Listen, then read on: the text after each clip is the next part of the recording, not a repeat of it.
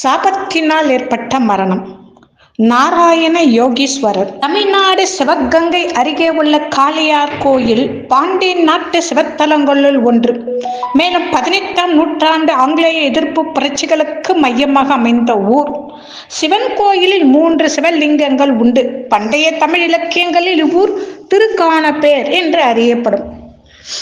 அத்தகைய சிறப்பை தன்னகத்தை கொண்ட ஊர் சித்த புருஷர் நாராயண யோகீஸ்வரர். இவ்வூரில் 2000 ஆண்டு காலமாக சித்த நிலை அடைந்த ஒரு யோக புருஷர் ஜீவசமாதியில் இருந்து வந்தார். அவர் பெயர் நாராயண யோகீஸ்வரர்.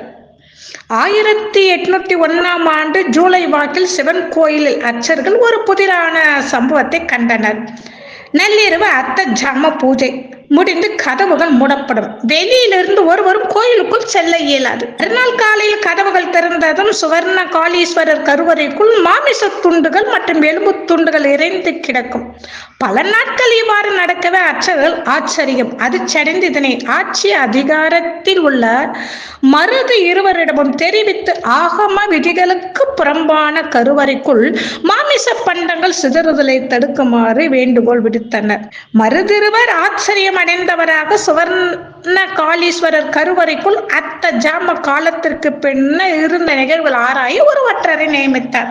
மருதிருவரின் ஆணைப்படி கருவறைக்குள் இருந்த ஒரு ஒற்றர் கதவுகள் அடைக்கப்பட்ட பின்னும் கருவறைக்குள் ஒரு சுரங்கப்பாதை வழியே முதியவர் ஒருவர் வந்து சிவலிங்கத்திற்கு தினம் கொண்டு பூஜை செய்வதை அந்த ஒற்றர் கண்டு அப்பெரியவரை கைது செய்து மருதிருவர் முன் நிறுத்தினார்.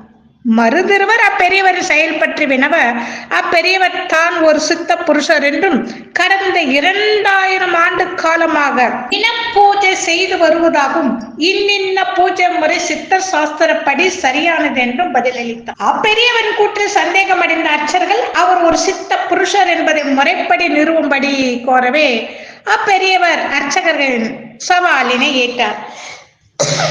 அதன்படி அப்பெரியவர் மண்ணுக்குள் ஆழ புதைக்கப்படுவார். அதன் பின்னர் அப்பெரியவர் வேறு எங்காவது தோன்ற வேண்டும். இதன்படி ஒரு ஒற்றர் ராமேஸ்வரம் அனுப்பப்பட்டார்.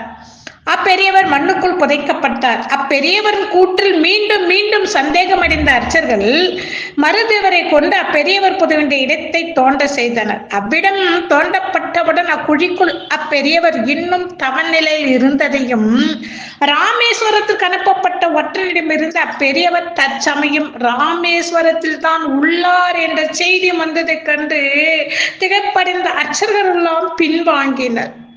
மருதிருவருக்கு தவநிலை கலைந்த அப்பெரியவர் சித்தர் நாராயண யோகீஸ்வரர் தன் கூற்றினை நம்பாத அர்ச்சர்களை நம்பிய மருதிருவருக்கு ஒரு சாபமிட்டார். அதன்படி அன்றிலிருந்து 90 நாட்கள் கழித்து மருதிருவரின் முடிவு அமையும் என்பது யோகீஸ்வரரின் சாபமாகும். யோகீஸ்வரரின் சாபத்திற்குள்ளான மருதிருவர் மிக சரியாக 90 நாட்கள் கழித்து 24/10/1801 அதிகாலை ஆங்கிலேயர்களால் திருப்பத்தூரில் தூக்கு மேடையில் வீர மரணம் எய்தினார். அத்தகைய சித்தர் நாராயண யோகீஸ்வரின் ஜீவசமாதி இன்றும் சிவகங்கை சமஸ்தான தேவஸ்தானத்தினால் காளீஸ்வரர் கோயிலில் பேணப்பட்டு வருகின்றன. அத்தகைய ஐயனுடைய ஆசீர்வாதம் பெற்று நாமும் வருவோமாக. திருச்சிற்றம்பலம்.